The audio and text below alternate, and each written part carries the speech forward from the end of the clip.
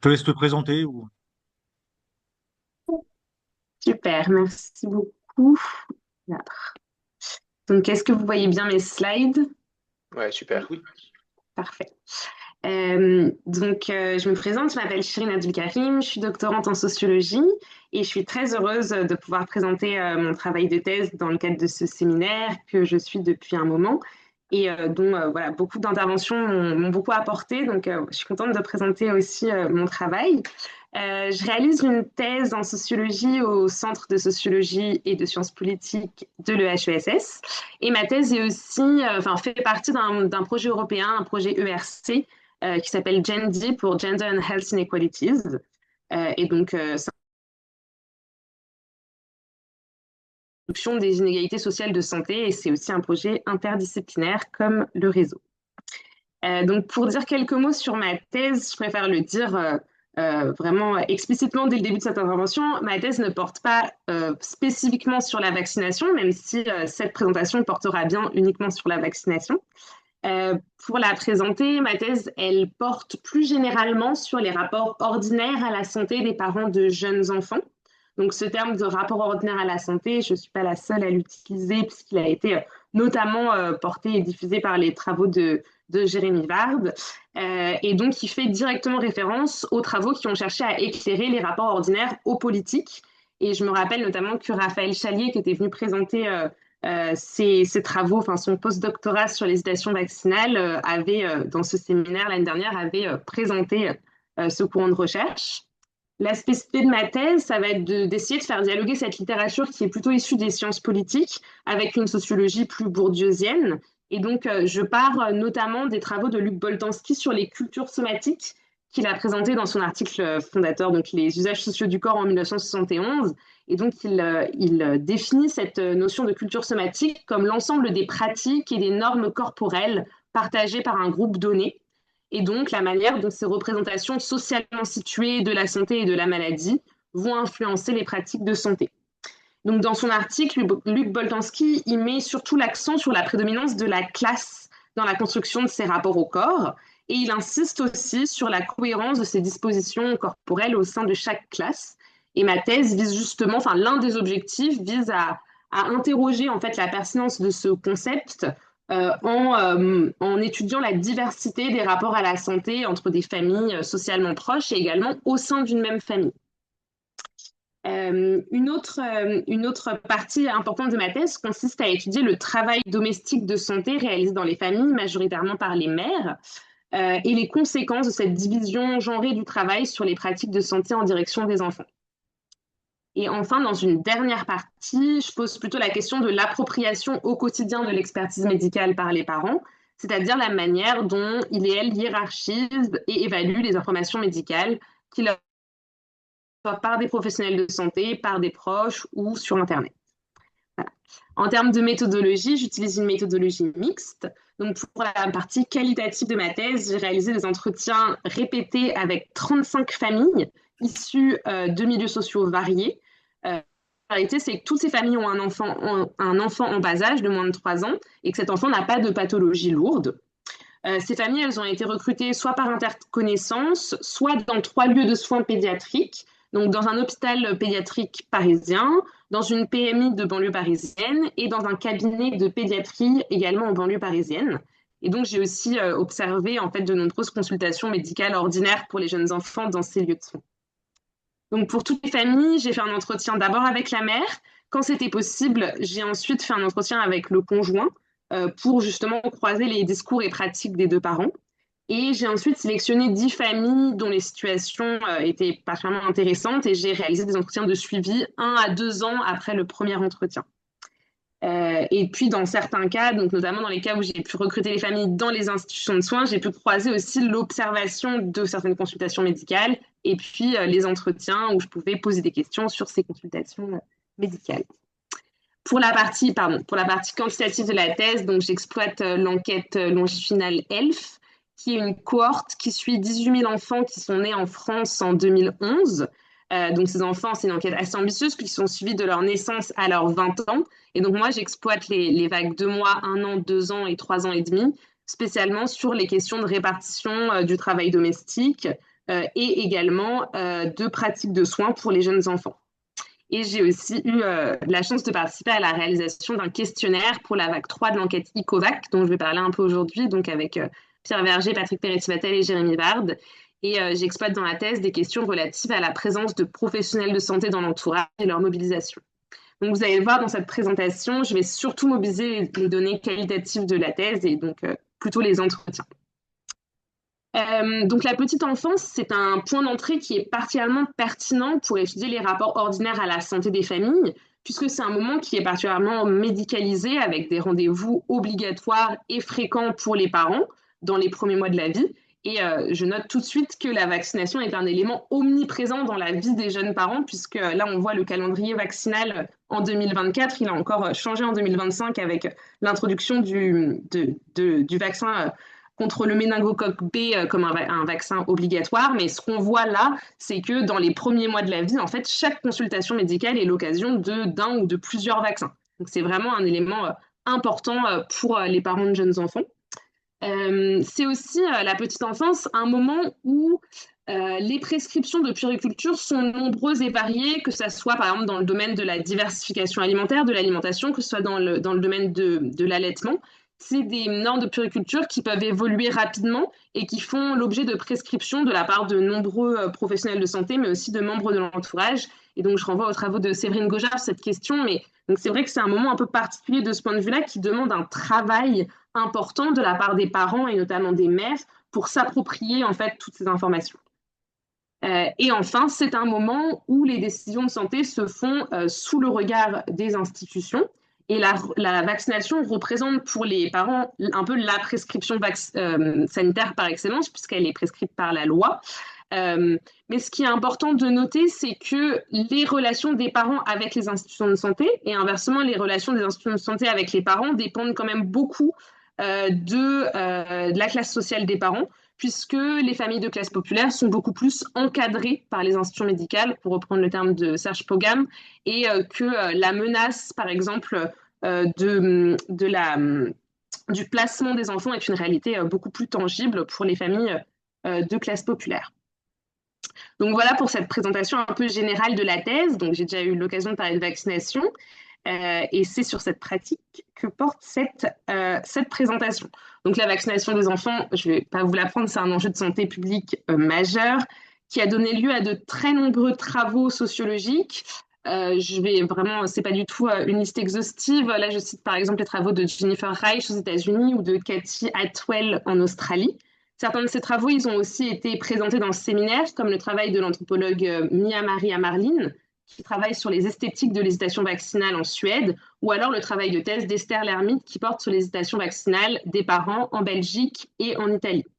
Donc tous ces travaux, ils montrent un investissement très fort des mères dans le travail de réduction des risques sanitaires.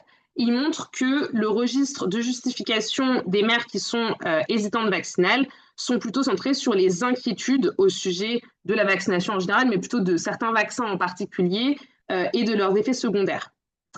Ces travaux, ils montrent aussi, par exemple ceux de Jennifer Reich, des rapports spécifiques aux institutions de la part de ces mères, notamment aux institutions scolaires, médicales et aussi scolaires, et voilà, des institutions qui doivent respecter à la fois le monopole de décision parentale et l'individualité des enfants. Mais ces travaux ne vont pas toujours se concentrer sur la manière dont se construisent ces dispositions critiques vis-à-vis notamment de la médicalisation et des institutions de santé, puisqu'il ne suffit pas d'avoir un rapport distant aux institutions en général pour se mettre à douter de la vaccination, ni même de faire des recherches, voilà, de vouloir réduire les risques sanitaires pour son enfant, parce que c'est en fait le cas de la plupart des mères. En fait, pour s'inquiéter au sujet des vaccins pour son enfant, il faut quand même être socialisé à l'idée que voilà, quelque chose comme le discours dominant, donc c'est un terme qui est souvent revenu dans les entretiens en médecine, peut se tromper. Et que cette socialisation, elle peut passer, mais pas uniquement par un processus de politisation.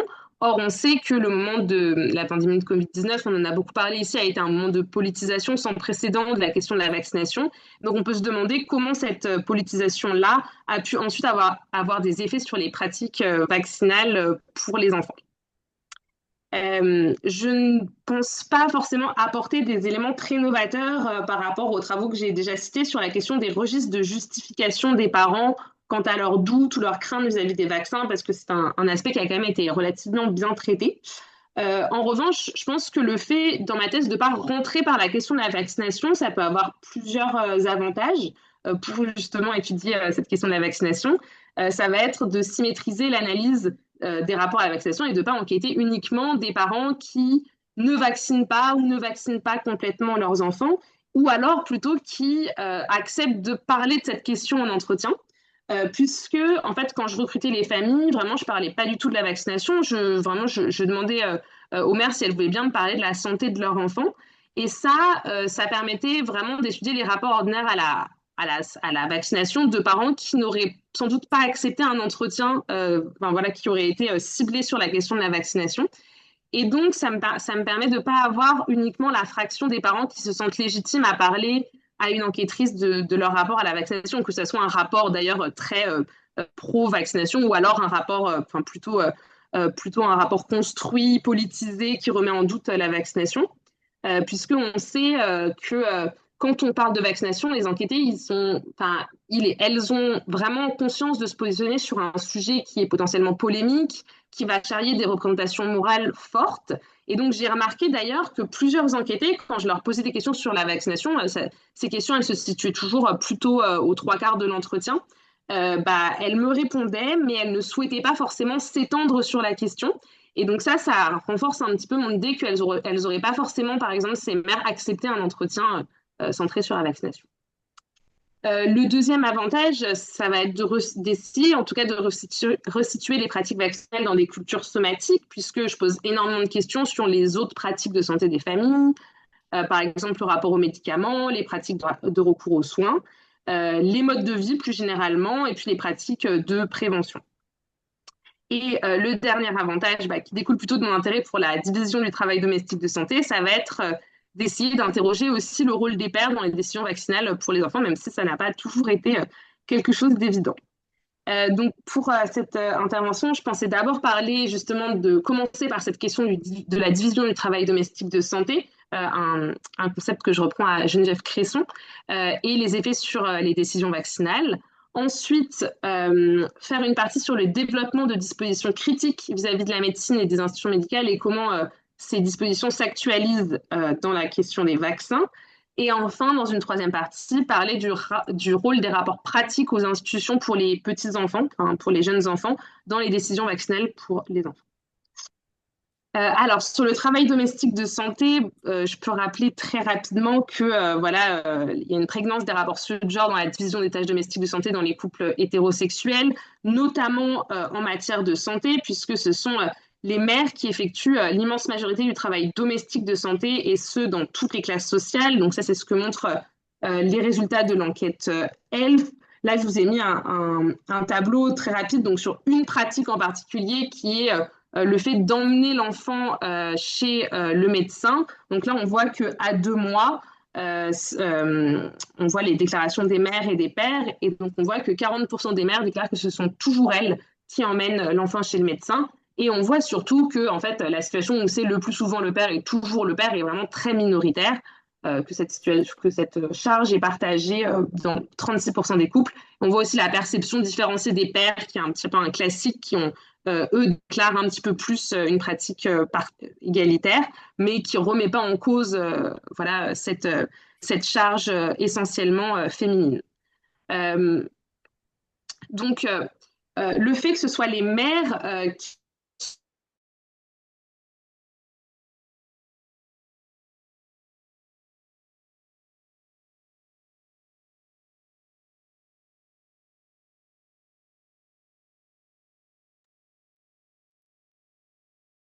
santé. Et donc, on peut se demander, du coup, est-ce que les décisions vaccinales sont négociées avec les pères ou est-ce qu'elles sont entièrement déléguées aux mères?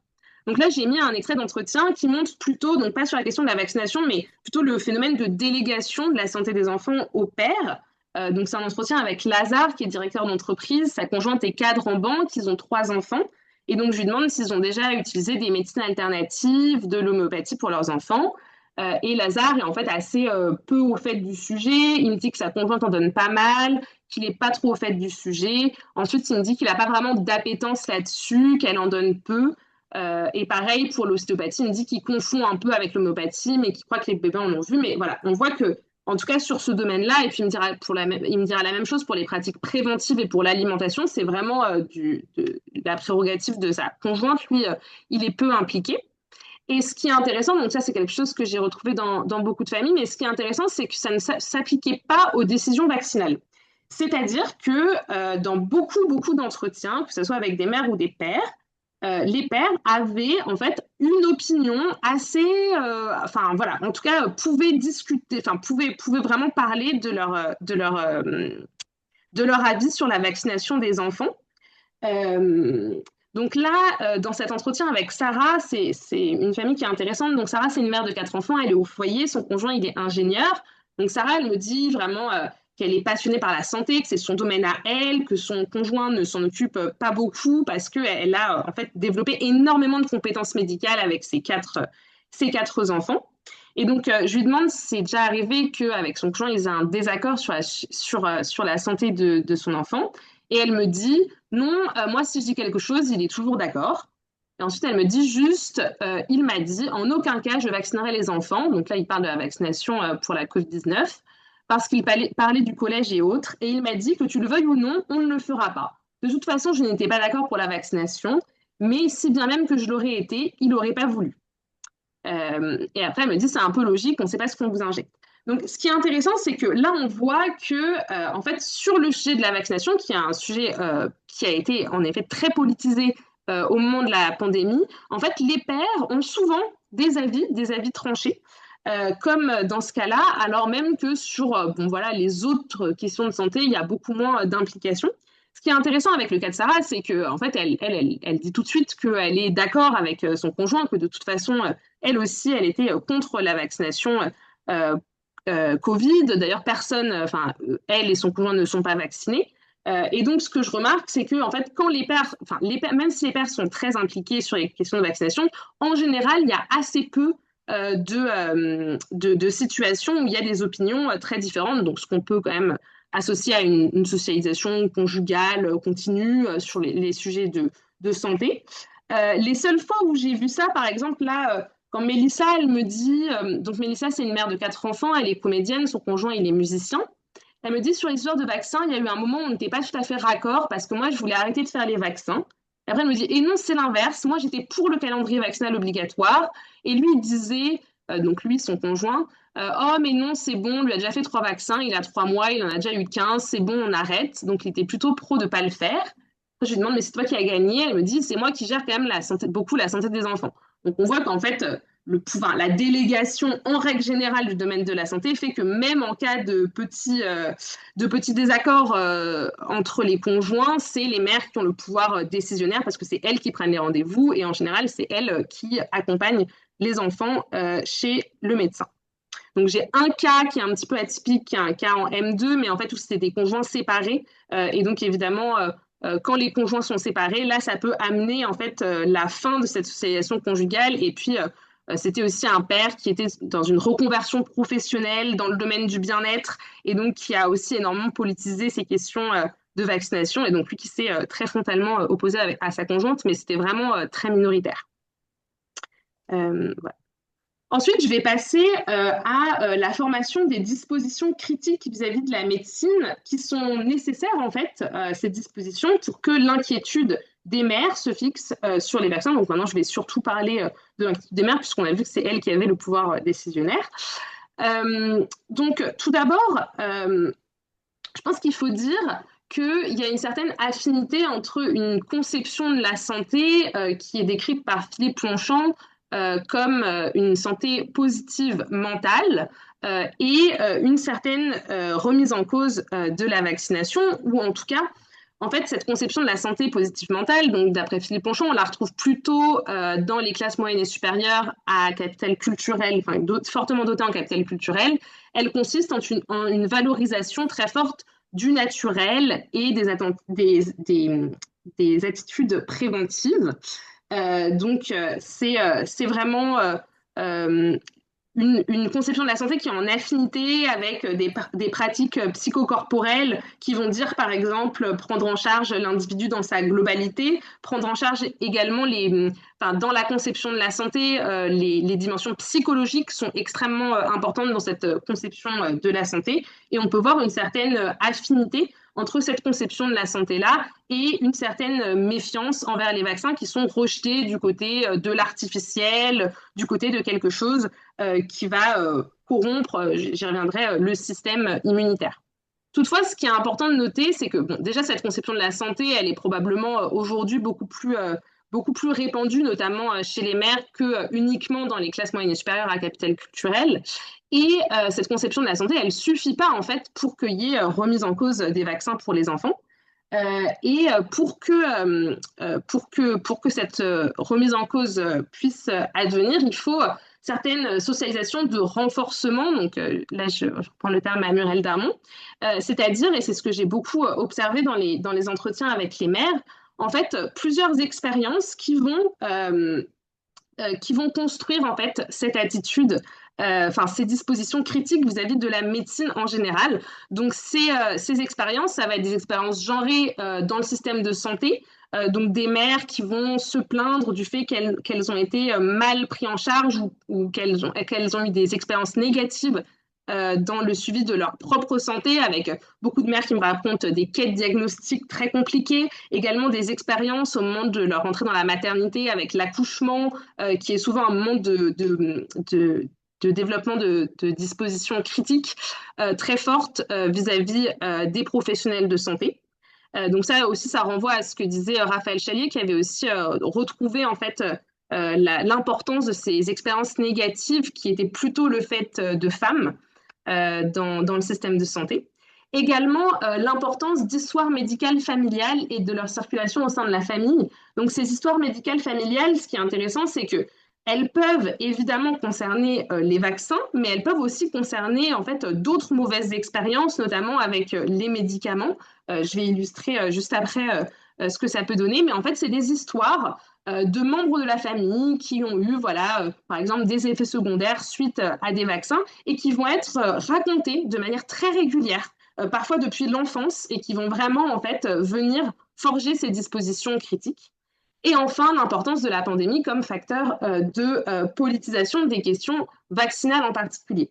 Donc, pour illustrer en fait ces socialisations de renforcement, je vais prendre le cas d'une enquêtée qui s'appelle Fatima. Donc, Fatima, elle a un enfant qui a 3 ans et demi. Elle est cake designer. Son conjoint, il est intérimaire dans le BTP. Ils sont séparés. Euh, Fatima, elle m'explique que son fils a un calendrier vaccinal classique, mais qu'elle regrette d'avoir fait les 11 vaccins obligatoires. Elle m'explique qu'il est né l'année de la réforme et qu'elle trouve que 11 vaccins, c'est trop, mais qu'à l'époque, elle ne s'était pas renseignée sur le sujet. Et c'est au moment de la pandémie qu'elle a commencé à écouter ce qu'elle appelle les voix dissidentes, qui allaient contre, donc je la cite, l'idéologie dominante dans les médias. Elle a commencé à suivre des médecins comme le docteur Raoult, qui ont remis en cause l'utilité de la vaccination. Elle me dit qu'elle a commencé à se poser des questions, à lire sur le sujet, et que maintenant, elle ne vaccinerait plus son fils et chercherait à faire valoir ses droits. Donc là, on le voit dans cet extrait d'entretien. Elle-même, elle n'est pas vaccinée contre la Covid-19, son ex-mari non plus, ni aucun membre de sa famille. Elle a 5 frères et sœurs. Donc sa mère et ses 5 frères et sœurs ne sont pas vaccinés. Et elle me dit que la seule médecin avec qui elle a pu parler en fait de ses doutes, c'est la médecin de sa mère qu'elle qualifie d'anti-vax parce que avec les autres professionnels de santé, elle ne peut pas en parler parce qu'ils parlent d'une seule voix sur la question des vaccins, qui est un sujet compliqué à aborder, elle me dit. Et ce qui est intéressant, c'est qu'elle me dit aussi que sa famille, en fait, puisque personne n'est vacciné, va constituer un groupe témoin qui permettra à l'avenir aux scientifiques d'étudier les effets du vaccin. Donc on voit vraiment une appropriation assez forte des catégories scientifiques, voilà, médicales, de la part de cette enquêtée. Et donc, évidemment, donc on voit là vraiment le moment de bascule de la pandémie sur la politisation des questions vaccinales pour elle. Mais j'aimerais en fait resituer un peu aussi voilà, ces dispositions critiques dans une trajectoire plus globale. Donc, Fatima, donc je l'ai dit, elle a 5 frères et sœurs, elle a grandi en Seine-Saint-Denis, elle est d'origine algérienne, elle est musulmane pratiquante, elle a décidé de faire l'école à la maison pour son fils parce qu'elle me dit qu'elle a peur de l'idéologie LGBT à l'école. Elle m'explique que Mouad, son fils, est en bonne santé, qu'il est suivi par un médecin généraliste, mais qu'en fait, elle le voit très rarement parce que quand son fils est malade, elle prend tout le temps sur Doctolib des rendez-vous en fait à la dernière minute avec des médecins qui ont les disponibilités les plus rapides. Elle me dit qu'elle est souvent allée aux urgences aussi pour son fils quand il était petit. En règle générale, elle me paraît assez informée sur les questions de santé. Elle utilise des termes précis, elle se renseigne beaucoup. Elle me dit qu'elle écoute l'émission Les Maternelles très, très régulièrement. Elle me dit aussi qu'elle a un rapport critique au médical et à la santé, surtout sur la question des médicaments. Et d'ailleurs, elle me parle beaucoup plus de la question des médicaments que de la question des vaccins dans l'entretien. Elle me dit qu'elle essaye d'en donner le moins possible, qu'elle préfère les remèdes naturels. Donc, par exemple, elle me dit qu'elle fait très attention à la prévention des maladies via l'alimentation. Elle utilise des aliments anti-inflammatoires, des tisanes, des huiles essentielles. Elle a aussi choisi d'allaiter son fils pendant 2 ans et demi, donc un allaitement long, et elle souligne les effets bénéfiques de cette pratique sur sa santé.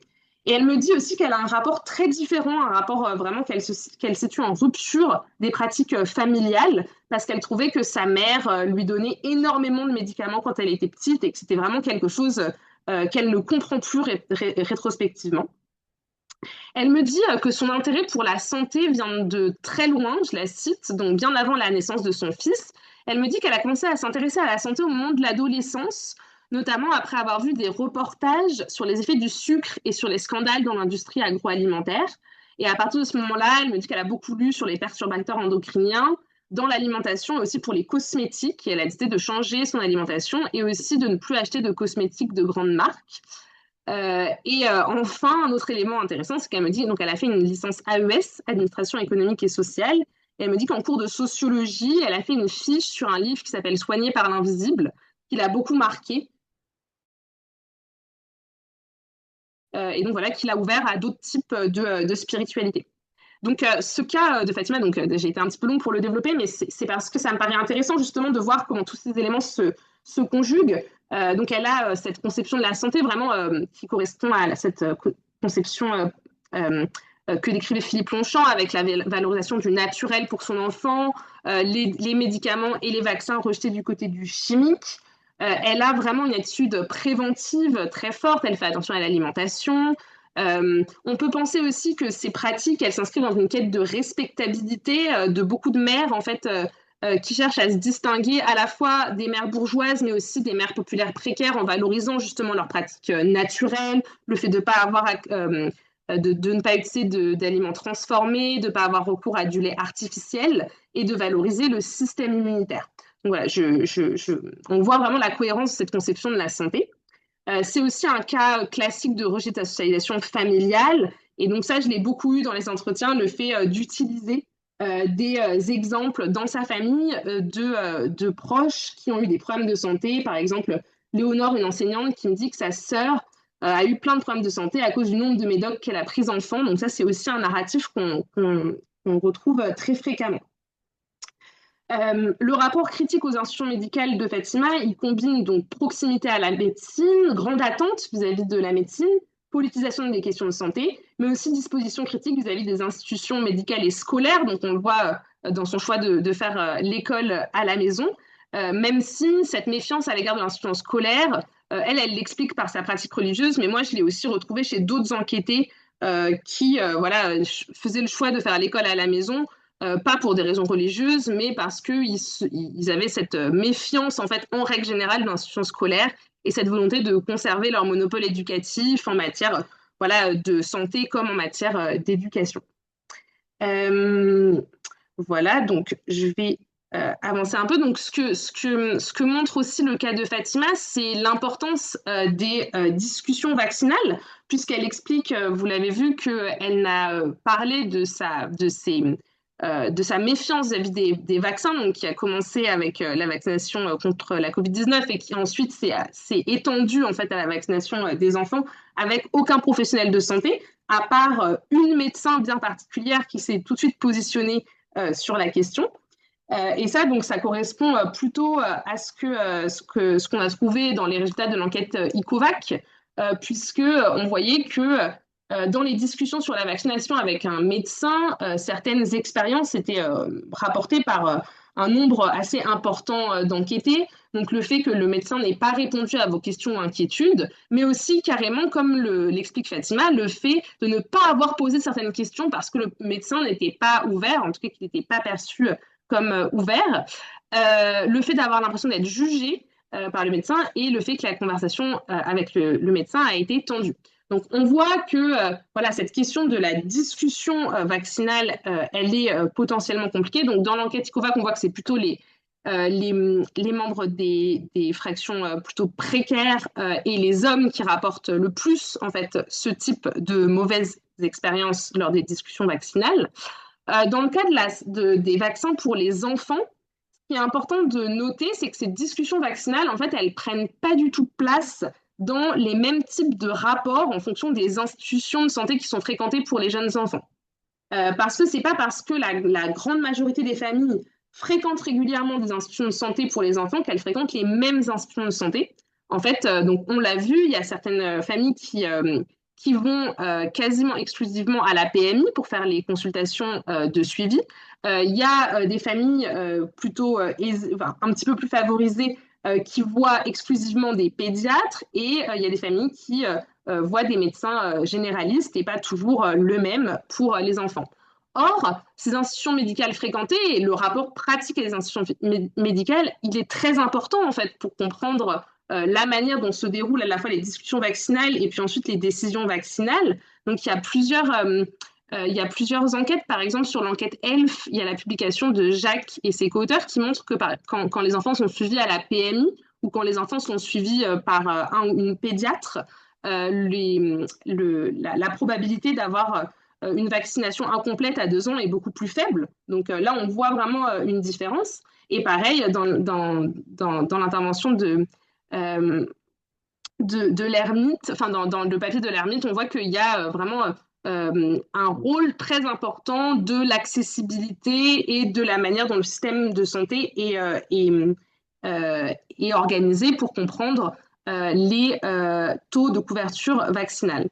Donc moi, ce que j'ai observé dans mon enquête, c'est qu'en milieu rural et périurbain, on observait souvent, enfin en tout cas les enquêtés me rapportaient souvent une distance très forte avec les institutions médicales et peu de suivi, ce qui avait de vrais effets sur les décisions vaccinales. Donc on le voit par exemple dans le cas de Mélissa, qui est une mère de 4 enfants, que j'ai déjà évoqué, qui est comédienne, son conjoint est comédien. Il est en rémission d'un cancer, donc ça a un peu d'importance. Je vais expliquer après pourquoi, mais surtout, elle habite dans une toute petite ville qu'elle qualifie de désert médical. Elle m'explique qu'elle n'a pas réussi à trouver de médecin traitant pour ses enfants. Elle se rend à la maison médicale qui est la plus proche de chez elle. Mais elle me dit que c'est des internes et qu'en fait, ça change tout le temps. Elle voit jamais les mêmes médecins. En fait, le seul professionnel de santé qu'elle voit régulièrement, c'est son ostéopathe dans cette maison médicale. Et donc, quand je lui demande si ses enfants sont vaccinés avec un calendrier vaccinal classique, elle me dit qu'elle est toujours à la bourre, qu'elle fait toujours la moitié, que c'est hyper compliqué. Elle me dit, je ne sais pas pourquoi c'est hyper compliqué. Ensuite, elle me dit, je ne sais jamais quel vaccin est lequel, qu'est-ce qui est obligatoire, les choses changent. Elle me dit qu'à un moment, elle était hyper pro-vaccination et puis ensuite qu'elle s'est tranquillisée. Donc, on voit qu'elle change d'avis assez souvent.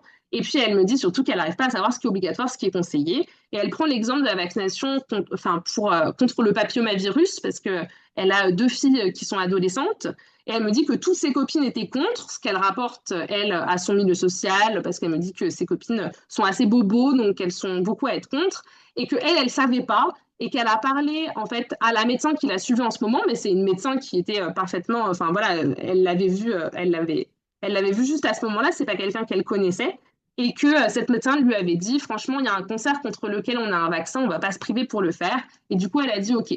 Mais vous voyez, en fait, c'est vraiment un argument qui l'a touchée, elle, à ce moment-là, parce que son conjoint était en rémission d'un cancer et elle s'est dit, ah oui, OK, l'argument du cancer, ça me parle, mais si elle était tombée sur quelqu'un d'autre, enfin, vous voyez, c'était pas du tout une relation de suivi, elle aurait pu ne pas avoir cet argument et prendre une décision très différente.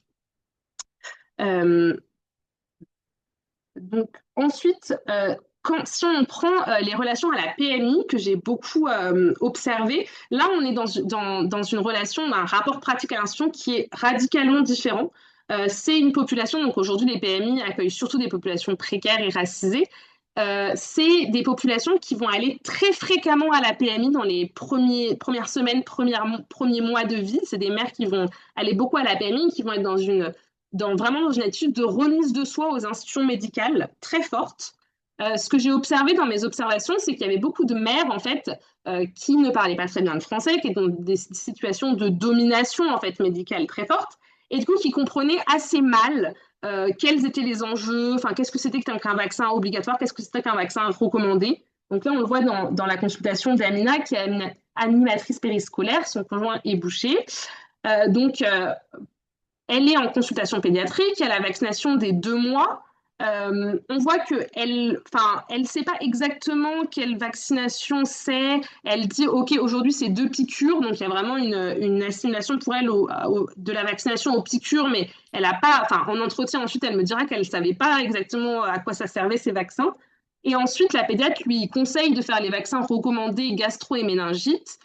Lui dit qu'elle peut le faire chez un médecin généraliste. Mais ensuite, en entretien, elle me dit qu'elle a pas du tout compris, en fait, si elle doit faire des vaccins à 3 mois, est-ce qu'elle peut les faire à la PMI ou pas? Enfin, voilà, c'est vraiment le flou. Et ça, c'est revenu, en fait, dans pas mal d'entretiens à la PMI, de mères qui étaient vraiment dans des situations de remise de soi. Donc, si les médecins vaccinent, bah, elles acceptent, mais elles sont pas du tout, en fait, dans une situation disons, de choix éclairé, en tout cas de compréhension de ce qui se passe. Et ensuite, dans les cabinets de pédiatrie, donc, qui sont plutôt dans les grands centres urbains et qui sont plutôt fréquentés par des familles plus favorisées, là, on a une grande variabilité des relations de soins, mais qui peut donner lieu à des accompagnements dans la durée. Là, je vais l'illustrer avec le cas d'Amélie, qui est la pédiatre que j'ai suivie. Donc Amélie, elle me dit qu'il y a 3 types de parents. Ceux qui disent direct qu'ils ne veulent faire que les vaccins obligatoires, ceux qui disent qu'ils veulent tout faire, et les autres avec qui on a une marge de discussion. Et en effet, en observant ces consultations, j'observe de nombreuses discussions au sujet des questions vaccinales avec certains parents qui paraissent pas avoir un avis très tranché sur la question. Par exemple, là, elle me parle, enfin, on voit une famille en consultation, elle m'explique que la mère, elle est responsable de formation, que le père est constructeur de décors, et que ses parents, ils étaient un peu contre les vaccins, qu'ils avaient demandé à décaler les vaccins obligatoires au 3e mois au lieu du 2e mois. Elle m'explique que la mère a accouché en maison de naissance, et donc elle me dit, en général, les parents comme ça, ils veulent pas faire les vaccins recommandés, mais dans leur entourage, un bébé est mort d'une mort subite du nourrisson, donc ça les a fait bouger, et on en a reparlé, et ils ont accepté de faire les vaccins recommandés, donc ici le méningocoque, pardon.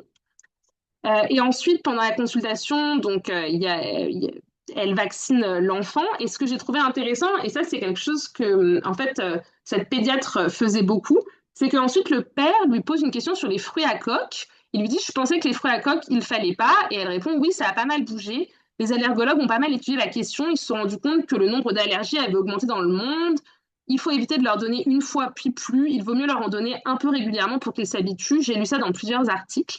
Et ça, c'est quelque chose, en fait, que les parents en entretien disent beaucoup apprécier chez cette pédiatre. C'est le fait qu'elle a un registre très expert dans la manière dont elle parle à la fois des vaccins, mais aussi, en fait, d'autres thématiques ici des pratiques alimentaires. Donc, elle se réfère souvent au fait que les connaissances scientifiques évoluent très rapidement, qu'elle a lu des articles récents, etc. Et c'est quelque chose, en tout cas, que les parents en entretien me disent apprécier. En tout cas, c'est quelque chose qui est perçu souvent comme un gage, en fait, de légitimité de sa part. Et puis, c'est une relation qui prend évidemment place dans la durée. Euh, voilà, donc pour conclure, j'ai été un petit peu longue. L'inquiétude parentale, j'ai voulu montrer qu'elle s'actualise dans la méfiance vis-à-vis des vaccins uniquement en cas de dispositions critiques vis-à-vis de la médecine, qui peuvent être forgées par plusieurs types d'expériences, par exemple des expériences fortement genrées du système médical, des histoires médicales familiales qui sont répétées de manière régulière, également, la politisation des questions de santé au moment du Covid-19, qui semble avoir eu quand même, j'ai l'impression, des effets de long terme, même s'il faudrait, sur la vaccination pour les enfants, même s'il faudrait le regarder dans les enquêtes quanti pour le vérifier. Et puis des dynamiques relationnelles avec les professionnels de santé qui sont très différentes en fonction des institutions médicales fréquentées. Et ça, c'est vraiment quelque chose qui m'a frappé à quel point voilà, les rapports entre parents et institutions en cabinet ou en PMI sont radicalement différents. Voilà, je vous remercie de votre attention. Merci beaucoup, Chérine, pour cette présentation très riche. Alors, je vais juste reprendre quelques éléments et puis te poser quelques questions. Alors, d'abord, c'est un sujet qui nous intéresse beaucoup puisque l'objectif du projet ECOVAC, c'est de comprendre en quoi la crise sanitaire a pu modifier les rapports à la vaccination. Alors, du coup, bon, tu en as un petit peu parlé, mais voilà, je voulais savoir si éventuellement tu pouvais revenir de façon plus synthétique sur voilà, est-ce que tu observes effectivement et quel impact éventuellement tu observes de la crise sanitaire sur les rapports ordinaires à la vaccination? Et même puisque ta thèse ne porte pas spécifiquement sur la vaccination, est-ce que tu as observé des impacts sur d'autres aspects du rapport à la santé ou du rapport aux soins? Voilà, c'était ma première remarque, question. Alors, s'agissant ensuite des personnes qui participent aux décisions vaccinales, alors tu es revenu sur alors forcément j'y reviens à chaque fois, mais sur la question des pairs, hein, puisque c'est vrai qu'à chaque fois qu'on fait une enquête sur les, alors soit il y a des chercheurs et des chercheuses qui partent directement sur les mères quand on s'intéresse aux enjeux vaccinaux ben, de l'enfance, soit il y a des tentatives pour avoir des échantillons de parents, mais à l'arrivée, en général, j'avais regardé sur je crois, une vingtaine de papiers, on a toujours à peu près 90% de mères. Donc, tu es revenu sur cet aspect-là. Les données que tu as montrées de l'enquête, elles, sont intéressantes à la fois parce qu'on voit bien qu'il y a un décalage massif qui est reconnu par les pairs hein, dans l'engagement, là, en particulier dans le fait d'emmener l'enfant chez le médecin, mais qu'en plus, même s'il est reconnu, il y a quand même des décalages de perception entre les deux sexes, entre les deux genres, pardon. Et ça, c'est quelque chose aussi qu'on a observé dans ECOVAC. C'était sur une autre question, c'était une question plus générale sur qui s'implique dans les décisions de santé concernant les enfants. Et là, c'est pareil, même les pères reconnaissaient que c'était massivement les mères qui s'impliquaient le plus, mais il y avait quand même une discordance avec une grosse partie des pères qui disaient que quand même on fait ça à deux, alors que la proportion de mères qui avaient l'impression de partager cette décision avec le père était quand même beaucoup plus faible, effectivement. Mais du coup, ça m'amène à une question, là, pas forcément sur tes résultats eux-mêmes, mais puisque c'était un des objectifs de la thèse, hein, si j'ai bien compris, effectivement, voir l'implication des pairs. Au final, puisque là, je pense que tu en es au stade probablement de l'écriture et que tu as stabilisé les opérations empiriques, est-ce que tu estimes que tu as réussi à avoir suffisamment de pairs et à leur faire dire des choses suffisamment intéressantes, ou est-ce que tu restes sur ta faim et que ça reste compliqué d'aller chercher les pairs sur ces questions-là? Et un dernier point, effectivement, sur la question des gens qui participent aux décisions, tu as aussi cité le rôle des copines. Alors là, pour le coup, nous, c'est quelque chose qu'on avait observé il y a quelques années sur un échantillon un petit peu différent, où on voyait effectivement que les pères s'investissaient pas beaucoup, mais que les mères avaient beaucoup recours à des réseaux féminins, que ce soit la famille, les amis, les autres mamans d'élèves de l'école fréquentée par l'enfant. Là, un des rares cas où tu en parles, donc c'est le cas des copines, mais là, pour le coup, elles ont pas d'incidence, puisque même si les copines sont anti, finalement, la décision de vacciner est prise. Donc, je voulais savoir si cet aspect-là ressortait dans ton matériau, le rôle des socialisations féminines, on va dire. Et puis oui, je voulais ensuite l'avant-dernier point, je voulais revenir sur deux aspects que tu as cités. C'est le fait que donc on est dans des sociétés où c'est à la femme, c'est à la mère de s'occuper de ces questions-là, de la santé dans la famille et en particulier de la vaccination de l'enfant. Mais dans le même temps, tu as bien noté aussi que, et ça effectivement, ça rejoint beaucoup d'autres travaux, ce sont souvent des mauvaises expériences de soi-même, pas forcément sur des questions vaccinales, mais autres, des mauvaises expériences avec des professionnels de soins qui sont au fondement, qui nourrissent l'hésitation vaccinale. Alors, c'est pas forcément typiquement féminin, puisque dans la thèse de Jérôme Gaillaguet, il parle notamment d'un jeune homme qui a des problèmes dermato très lourds depuis des années, et il est très insatisfait de sa prise en charge, et c'est vraiment cette insatisfaction qui nourrit son hésitation vaccinale, mais c'est vrai qu'à partir du moment où on vit dans des sociétés où le corps des femmes est davantage médicalisé, médicalisé que celui des hommes. Ça veut dire en fait qu'on donne les clés de la décision vaccinale à des personnes que par ailleurs on a plus de chances de maltraiter parce que leur corps est davantage médicalisé et qu'elles ont plus de chances d'avoir des mauvaises expériences. Alors, en l'occurrence, soit elles-mêmes, soit des expériences rapportées par des proches et éventuellement des femmes. Donc, je voulais savoir. Euh, Après, ce sont pas forcément les femmes qui prennent le plus qui sont le plus imprégnées de cette norme de parentalité, qui ont le plus de chances d'être victimes de mauvaises expériences ou de maltraitance. Mais ouais, il me semble qu'il y a une tension qui est intéressante, je trouve, à ce niveau-là. Donc, c'est plus une remarque qu'une question. Et le dernier point sur lequel je voulais venir, c'est la question des inégalités sociales dans ce domaine-là, parce que en l'occurrence, tu cites effectivement à la fin le fait que euh, suivant le profil socio-démographique, très souvent on n'a pas recours aux mêmes institutions. Et alors là, c'est quelque chose que, alors malheureusement, je pense pas qu'on, alors peut-être que je dis une bêtise, je parle sous le contrôle de Jérémy, je pense pas qu'on puisse le faire avec les données ICOVAC, mais quoique si peut-être, ça serait intéressant effectivement de voir comment la distribution de mauvaises expériences se modifie suivant le type de professionnel, le type de structure qu'on a fréquenté. J'avoue, je me rappelle plus si on peut le faire avec les données de l'enquête. Mais voilà, pour en venir à ma dernière question, comme tu évoquais une perspective intersectionnelle de ce point de vue-là, je voulais savoir effectivement si tu pouvais revenir sur ce point-là, la question éventuellement des combinaisons entre le fait d'être une femme racisée, de milieu précaire et le type de structure avec laquelle on interagit, le type d'expérience que ça peut donner. Voilà, j'espère que j'ai pas été trop long et que mes questions n'étaient pas trop obscures et je te rends la parole. Et donc, tous ceux qui veulent poser des questions, je vous invite à vous manifester. Mais merci beaucoup pour cette discussion et ces questions.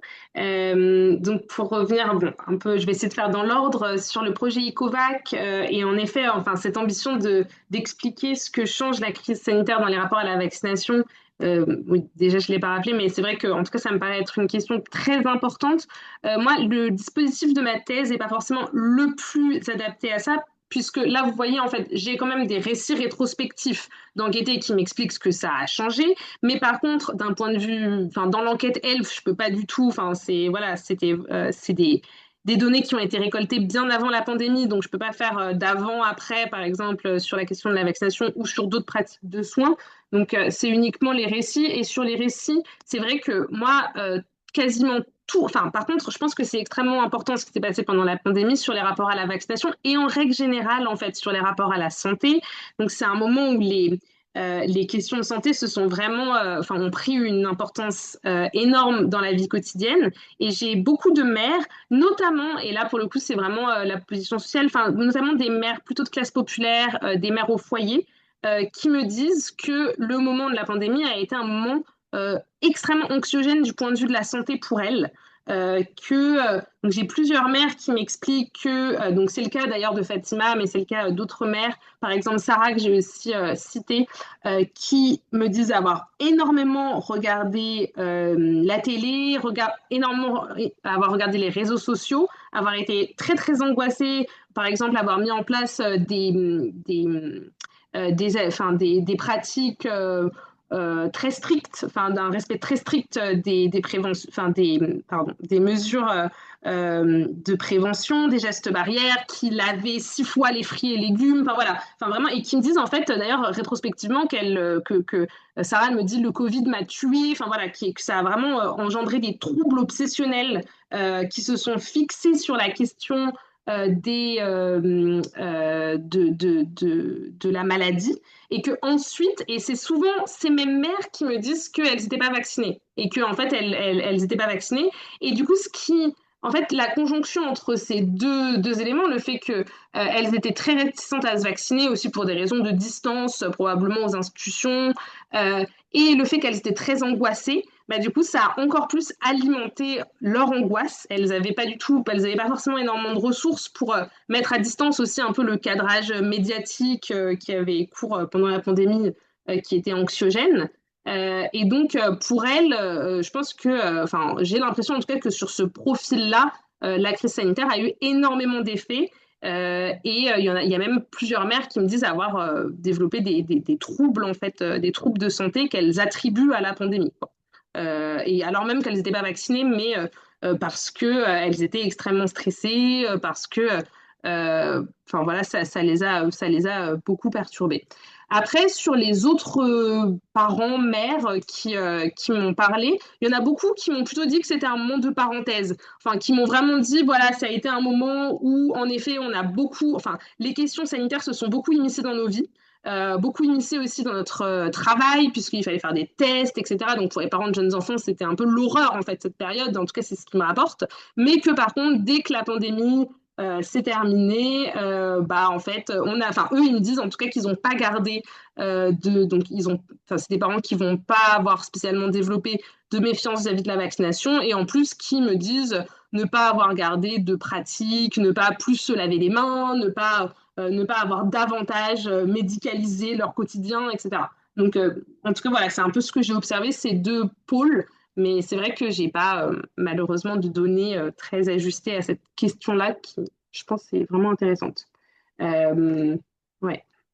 Ensuite, sur les pères, je pense que, enfin, c'est vraiment une question importante de ma thèse en fait sur cette question de enquêter les pères sur la santé. C'est en effet très compliqué. Enfin, moi, j'ai trouvé ça très compliqué. J'essaye d'en faire quelque chose dans la thèse, d'expliquer pourquoi. Parce que la négociation des entretiens était bah, souvent était difficile. Les mères, souvent, elles me disent, enfin, parfois, c'était les mères elles-mêmes qui me disaient que leur conjoint n'avait rien à dire, donc qui voilà, enfin, mettaient en fait la distance avec leur conjoint. Parfois, c'était les conjoints qui, eux, me disaient que enfin, ils n'avaient pas beaucoup de choses à dire sur le sujet de la santé des enfants. Et puis, il y a aussi eu beaucoup de pères qui avaient dit oui. Enfin, j'avais eu un accord de principe et puis en fait qui annulent à la dernière minute, notamment à cause d'impératifs professionnels, etc. Donc, ça a été dur de les voir, mais j'ai quand même fait une quinzaine d'entretiens avec des pères. Après, le problème, c'est que du coup, c'est plutôt des pères de classe moyenne et supérieure. Donc en fait, je pense que finalement, j'ai un corpus avec beaucoup de discours de pères de classe moyenne et supérieure, qui sont d'ailleurs très intéressants hein, sur ces questions de division des tâches, de qu'est-ce qu'ils font au quotidien. Mais les pères de classe populaire, vraiment, j'ai eu enfin, j'ai pas vraiment réussi à les avoir. Donc ça, c'est quelque chose qui est, je pense, dommage, mais qui est aussi un résultat en soi. Et heureusement, je dirais que j'ai fait les observations de consultation médicale. Parce que dans les observations de consultation médicale, en fait, il y a pas mal de pères qui viennent, parce que, mine de rien, même si c'est les mères qui vont majoritairement, en fait, il y a plein de fois où c'est les pères qui amènent l'enfant parce que la mère pouvait pas, etc. Ce que je montre aussi, c'est un résultat intéressant de l'enquête ELF, c'est que les pères de classe populaire disent, enfin, leurs conjointes et eux-mêmes disent emmener un petit peu plus souvent les enfants chez le médecin. Notamment, ça, je l'explique par des effets de configuration familiale et de contraintes professionnelles. Enfin, voilà, il y a plus de mères qui ont beaucoup de contraintes professionnelles. Et donc, du coup, j'ai beaucoup vu comment les pères se comportaient en consultation et comment les professionnels aussi se comportaient différemment, en fait, quand c'était les pères qui venaient seuls. Donc ça, je pense que c'était assez intéressant. Et vraiment, la conclusion de ma thèse, c'est pas du tout, en fait, que les pères ne font rien en matière de santé, mais par contre, qu'ils ont toujours un second rôle. Enfin, ça, c'est vraiment indéniable. Mais ils prennent en charge dans tous les milieux sociaux. Ah, pardon, euh, j'avais pas réalisé que j'étais toujours en train de partager mon écran. Ouais. Donc dans tous les milieux sociaux, les pères font des choses, ils prennent en charge certaines tâches, notamment je l'explique, euh, et c'est intéressant pour les vaccins d'ailleurs, souvent les mères demandent parfois aux pères de venir aux consultations où il y a des vaccins parce que les pères vont pouvoir assurer un petit peu ce rôle enfin, disons qu'il y a beaucoup de mères qui me disent qu'elles n'aiment pas du tout le moment des vaccins parce que l'enfant a mal, l'enfant pleure, et du coup, parfois, elles veulent que leur conjoint soit là pour justement rassurer l'enfant et ne pas avoir à effectuer cette tâche-là. Donc, enfin, c'est assez intéressant. Il y a enfin, une répartition des rôles qui est enfin, assez complexe et qui dépend vraiment des tâches. Voilà. Sur la question des réseaux féminins, ça c'est quelque chose que j'ai vraiment observé, c'est hyper important les réseaux féminins dans le quotidien des mères de jeunes enfants, à la fois les copines, mais en fait beaucoup les réseaux sociaux. Moi j'ai beaucoup d'enquêtés qui m'ont cité des réseaux sociaux et par exemple des pages Facebook qu'elles consultaient presque tous les jours. Et ça, alors pas forcément uniquement sur la question vaccinale, mais sur le fait de développer des dispositions critiques vis-à-vis de la médecine, j'ai l'impression que ça joue un rôle fondamental. Par exemple, moi, il y a une page Facebook que j'ai suivie pendant toute ma thèse parce que j'ai plusieurs enquêtés qui m'en ont parlé, qui s'appelle Accoucher sans péri, c'est possible. Là, on voit tout de suite le lien avec aussi les accouchements dits naturels. Et donc, cette page, elle est constituée de récits d'accouchement. Donc, il y en a, je sais pas, 3, 4, 5 par jour. Et il y a énormément de mères qui me disent que elles lisent en fait quotidiennement ces récits. Et il y a énormément en fait de conseils entre mères pour essayer de s'opposer pour le coup là au pouvoir médical qui serait, enfin voilà, qui est perçu comme poussant toujours à une médicalisation plus forte de l'accouchement. Et même si en fait ce groupe Facebook il est vraiment centré sur la question de l'accouchement, j'ai l'impression que c'est vraiment un endroit où elle développe des dispositions critiques que ensuite en fait enfin qui se transfèrent vraiment au domaine de la vaccination. Voilà. Euh, et sur la question des mauvaises expériences et du fait que le corps des femmes est plus médicalisé, oui, je pense que c'est vraiment important. D'ailleurs, aussi, outre le fait que les femmes rapportent beaucoup d'expériences négatives pour elles-mêmes, elles rapportent aussi beaucoup d'expériences négatives pour leurs proches et pour des parents âgés. Moi, j'ai eu beaucoup de mères qui m'ont parlé de la prise en charge de leurs parents, que ce soit à l'hôpital ou en EHPAD, que ça s'est très mal passé, etc. Donc ça, le fait que les femmes soient aussi en charge du soin des personnes âgées, je pense que ça peut encore renforcer en fait la chance d'avoir ces mauvaises expériences qui circulent. Euh, et pour conclure sur les inégalités sociales de santé, en effet, ce que je disais, c'est que les expériences étaient différentes en fonction des institutions. C'est vrai que c'est un petit peu difficile à dire pour moi s'il y a plus de mauvaises expériences, je sais pas moi, en PMI, à l'hôpital. Enfin, j'ai l'impression que ça, les mauvaises expériences, elles me sont racontées un petit peu partout. Par contre, en fonction du profil des mères, j'ai pas du tout les mêmes récits et notamment ça, c'est quelque chose qui m'a beaucoup étonnée, c'est que les mères qui sont des mères euh, qui sont des immigrés de première génération et qui sont précaires, qui vont beaucoup à la PMI, qui vont beaucoup aux urgences, elles me rapportent en tout cas avoir un rapport extrêmement confiant aux institutions médicales.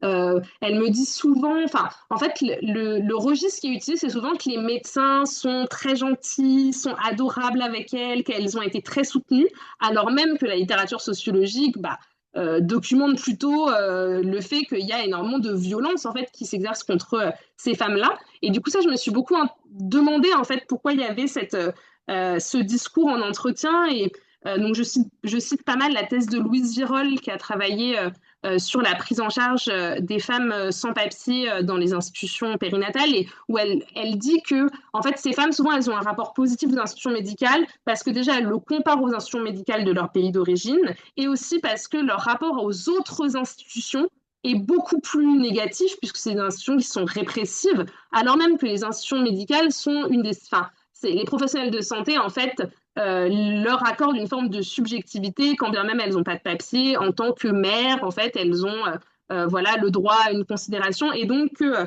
y a ce rapport un peu particulier de ces mères-là qui vont avoir un rapport très positif en fait aux institutions médicales, alors même que dans les classes moyennes, j'ai eu beaucoup plus en fait de récits de discours très critiques et de très mauvaises expériences avec les expériences médicales. Et puis je pense qu'on peut aussi, pour les femmes en tout cas, le ramener aux expériences de politisation par le féminisme, ou, enfin voilà, ce qui est un petit peu en lien aussi avec les réseaux féminins dont je parlais, qui vont permettre de réinterpréter des expériences qu'on a vécues sous l'angle du vocabulaire de la violence médicale du, ou du pouvoir médical sur le corps des femmes. Voilà, j'espère que j'ai répondu à peu près. Merci beaucoup. Bah, qui a une question à poser? Jérémy, peut-être? Alors, je vois Moi, je personne voulais, d'autre qui. pardon. Moi, je voulais bien, parce que c'était dans la continuité directe de ce que tu viens de dire. Euh, J'avais une question, mais en fait, tu as commencé à y répondre, donc c'est plus pour prolonger la discussion, mais sur les dynamiques relationnelles avec les professionnels qui sont différenciées. Je trouvais ça hyper intéressant et je voulais t'inciter à aller un peu plus loin, donc ce que tu as commencé à faire là à la fin de ta réponse. mais tu as donné un bout de réponse, par exemple, dans ta présentation où tu dis, je ne sais plus sur quel cas, mais les gens se plaignaient qu'ils ne voyaient jamais les mêmes professionnels, etc. Donc, par exemple, le turnover, ça peut être un premier élément de réponse. Mais il y a aussi peut-être le profil des professionnels eux-mêmes. Et quand je dis le profil, je distingue plusieurs choses, c'est-à-dire déjà, c'est pas les mêmes professions en fait auxquelles on est confronté. On peut être confronté, par exemple, quand on va en PMI, à des médecins, à des infirmières, mais aussi à des auxiliaires de puériculture, etc. Donc peut-être, est-ce que tu as des choses là-dessus qui pourraient expliquer ce rapport différencié? Et l'autre distinction en termes de profil, entre guillemets, c'est que si on prend un même métier, donc par exemple un médecin ou peu importe, ça va pas être les mêmes profils, par exemple, en termes de valeur, en termes de formation, etc., selon, par exemple, qu'on travaille en maison de santé pluripro, selon qu'on travaille en cabinet libéral ou selon qu'on va être en PMI dans un quartier dit difficile d'une ville populaire, par exemple. Donc, est-ce que tu as des choses est-ce que tu vois des choses là-dessus? En gros, des médecins qui pourraient être plus de gauche, plus machin, avec lesquels les relations se passeraient mieux, enfin, qui pourraient aussi expliquer ça. Voilà, enfin voilà, un peu pour prolonger cette fin de discussion. Merci beaucoup. Et puis, je le redis, mais la présentation était vraiment super intéressante. Merci beaucoup pour cette question. Oui, en effet, qui va me permettre de continuer de développer cette question que je suis encore en train de, pour le coup, d'analyser. Sur le profil des professionnels, je pense que tu as raison, c'est extrêmement important en fonction des types de professions. J'ai énormément de discours qui opposent, en fait, par exemple, certaines professions comme les sages-femmes avec les médecins. Donc, en effet, sage-femme, en plus, qui est une profession très féminisée qui pourrait. Mais après, les médecins, par exemple, en PMI, sont aussi quasiment toutes des femmes. Donc c'est vrai que c'est pas forcément la variable du genre qui joue ici, mais en tout cas, les sages-femmes, elles sont probablement plus proches socialement des femmes de classe populaire et elles arrivent à avoir des relations qui, en tout cas, sont jugées plus satisfaisantes. Euh, Après, en effet, ce qui est intéressant avec ce que j'ai observé à la PMI, c'est que c'est quand même des professionnels, en tout cas dans la PMI où j'étais, qui étaient des professionnels qui étaient plutôt politisés à gauche et qui revendiquaient quand même de prendre le temps avec les familles, etc. Donc, ce qui les empêchait pas hein, de reconduire certains stéréotypes, notamment raciaux ou sexistes, etc. Mais il y avait vraiment cette idée de prendre le temps, d'avoir des consultations très longues. Et ça, c'était plutôt le cas des infirmières et des auxiliaires de puériculture, beaucoup plus que des médecins. Les deux pédiatres, qui étaient deux femmes, elles avaient des pratiques de consultation très courtes, etc. Donc, c'est vrai que, en fait, cette relation de confiance que j'ai décrite, probablement que tu as raison, en fait, elle repose sur le travail avant tout des auxiliaires de puériculture et des infirmières en PMI. En effet, en fait, j'ai plein de jugements, enfin, de mères sur certains professionnels, certains médecins, certaines médecins en cabinet qui seraient des médecins qui seraient uniquement intéressés par l'argent, qui feraient des consultations extrêmement courtes. C'est vrai que ça, c'est encore un matériau que je dois analyser. Mais je pense que c'est intéressant de regarder sur quels critères. Donc, en effet, il y a le fait de faire de l'argent, enfin, un peu les valeurs perçues. Est-ce que c'est des médecins qui prennent le temps ou qui prennent pas le temps? La question des temps de consultation, en fait, est très importante. Et puis, il y a la question de l'âge aussi, hein, qui est revenue très souvent dans les entretiens. Voilà, beaucoup de parents, père comme mère, qui me disaient vraiment privilégier des médecins plus jeunes parce qu'avec des normes de dynamiques relationnelles différentes. Voilà. Quelques parents qui me disaient privilégier au contraire des médecins plus âgés parce que plus d'expérience, mais c'est vrai qu'en tout cas sur les rapports sociaux enfin oui, il faudrait essayer d'articuler âge, genre, profession. Je suis d'accord, ouais, totalement. Et je suis encore en train d'essayer de le faire. J'ai pas de réponse définitive sur ça.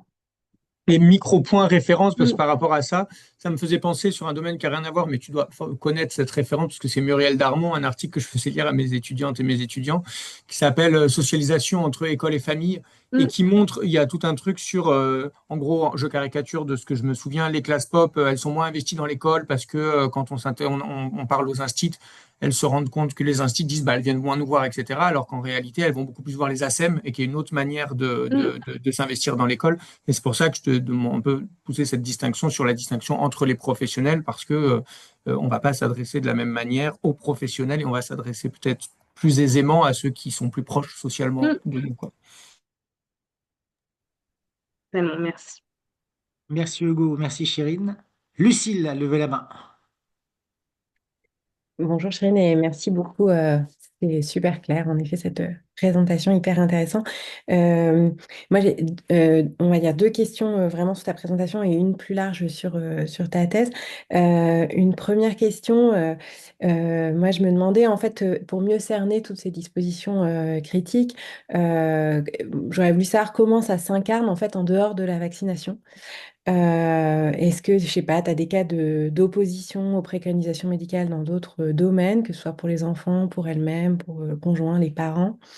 Euh, et, euh, et voilà, en faisant un tour, enfin pas seulement des cas, mais vraiment sur les cas dont tu nous as parlé, sur quoi ça porte en fait vraiment ces oppositions et aussi par quel biais elles s'informent. Tu as parlé des réseaux sociaux, tu as commencé à répondre, mais j'imagine qu'il y a des différenciations sociales et que il y a pas les, enfin, il y a peut-être dans ton corpus aussi. Euh, je sais pas, certaines femmes qui utilisent des manuels de naturopathie ou je ne sais quoi, enfin voilà, sur ces différenciations sociales, sur les modes d'information.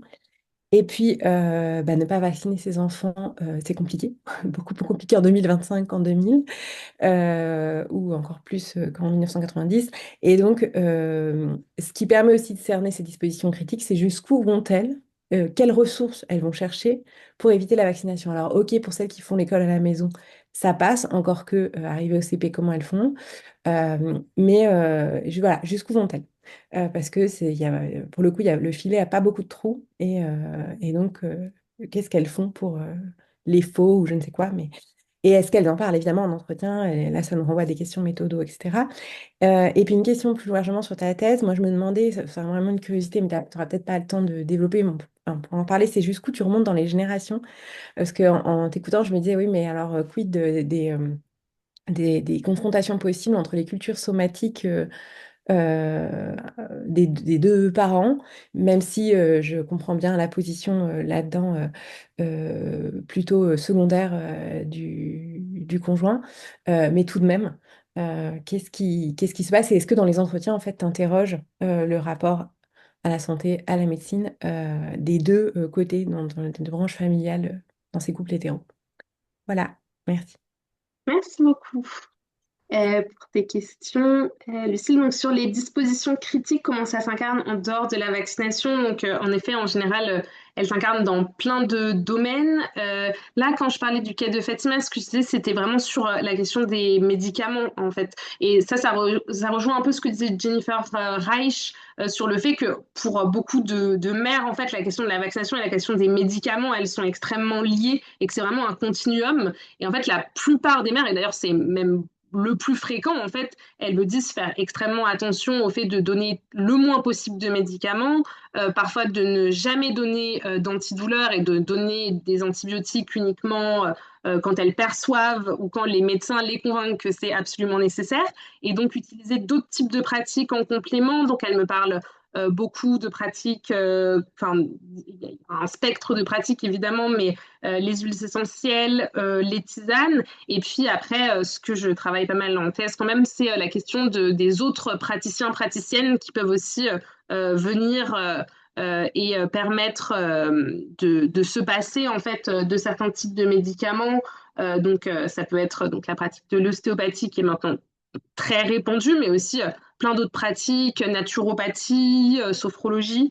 Euh, et en fait, ce qui est intéressant, c'est que ça, c'est pas forcément, enfin, souvent, le fait d'avoir recours à ce type de pratique, disons, alternative, va de pair avec des dispositions critiques, mais c'est très rare que, en fait, ça aille jusqu'à convaincre les mères de ne pas vacciner leur enfant. Et ça, pour le coup, c'est vraiment un continuum.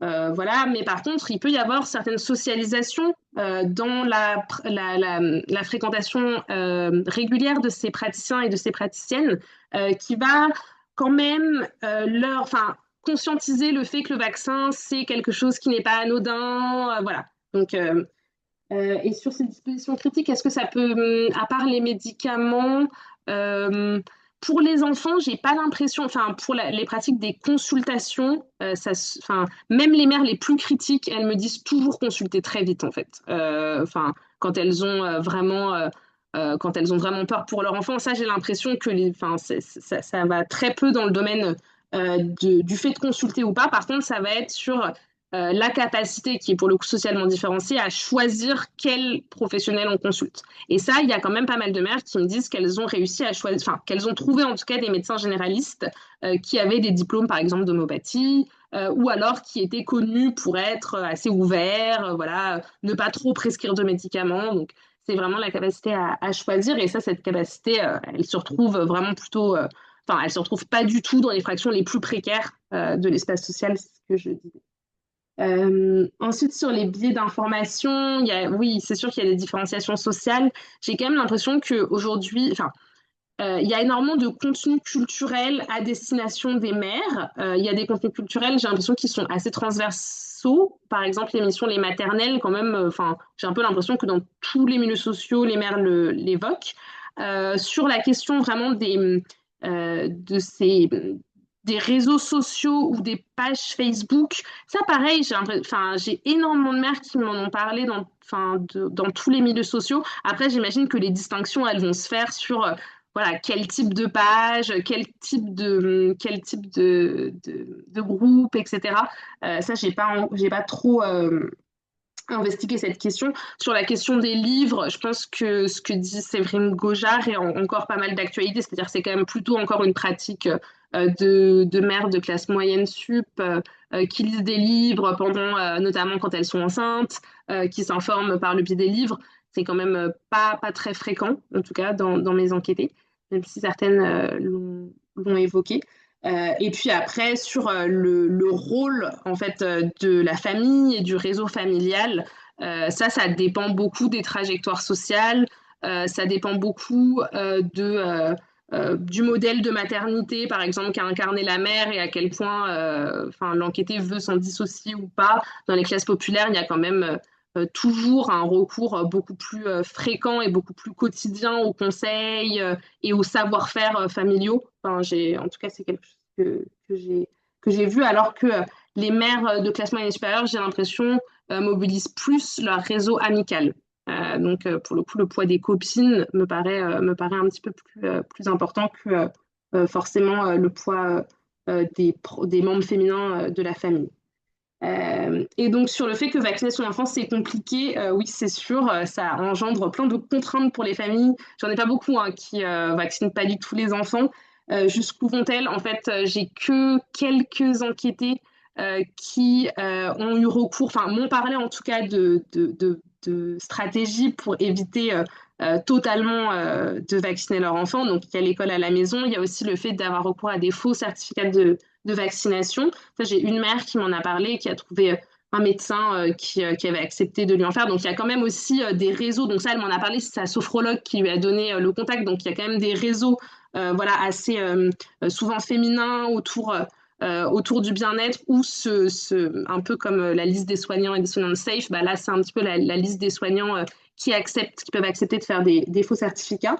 Mais en fait, la plupart des mères me disent faire les vaccins obligatoires, même, enfin, quand bien même elles ont des doutes, juste parce que c'est obligatoire pour la vie en collectivité, l'école, etc. Enfin, ça, je pense que ça a toujours.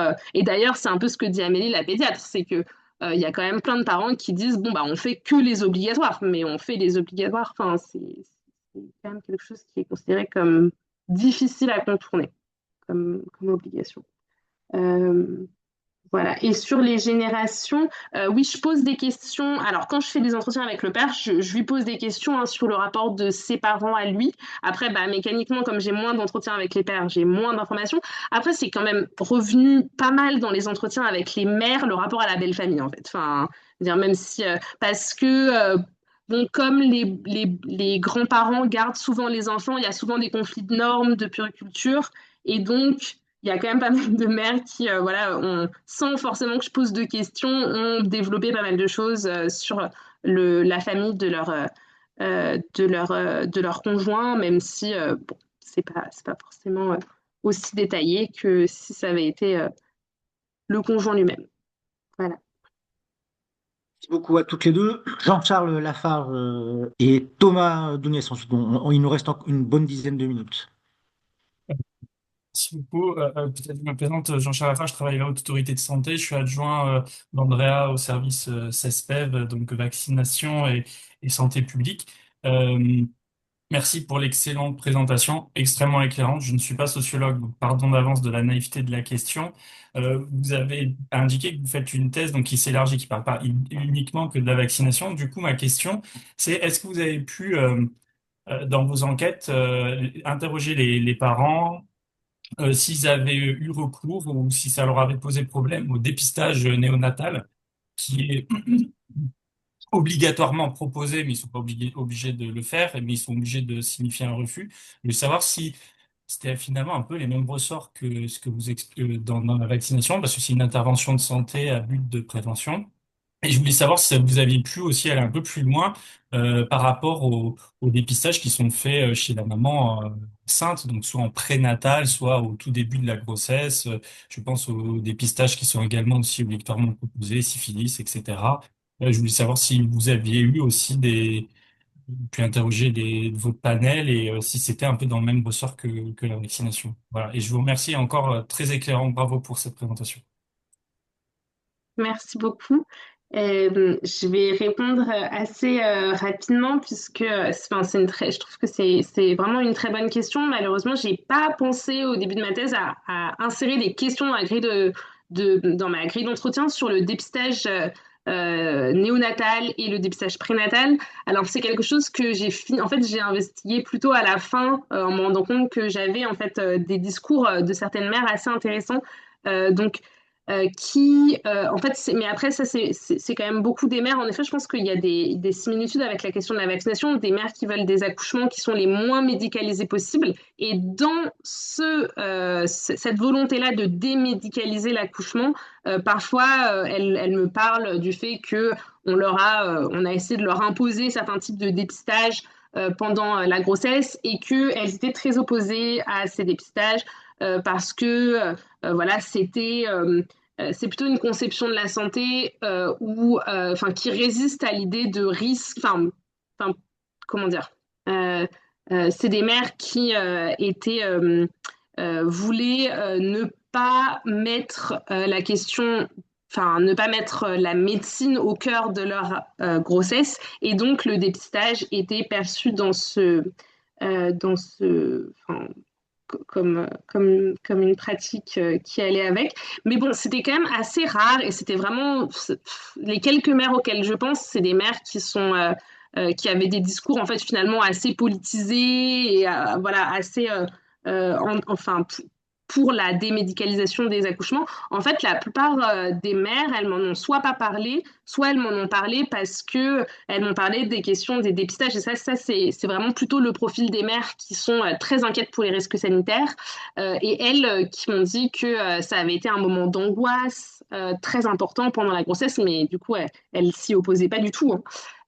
Et qu'ensuite, elles voulaient potentiellement faire dépister leurs enfants de d'autres, enfin leurs jeunes enfants, par exemple, regarder s'il y avait des facteurs de risque pour certains cancers, etc., qui étaient connus dans la famille. Mais voilà. Donc, mais enfin, je suis désolée, je peux pas vraiment beaucoup développer parce que j'ai pas de données systématiques sur cette question.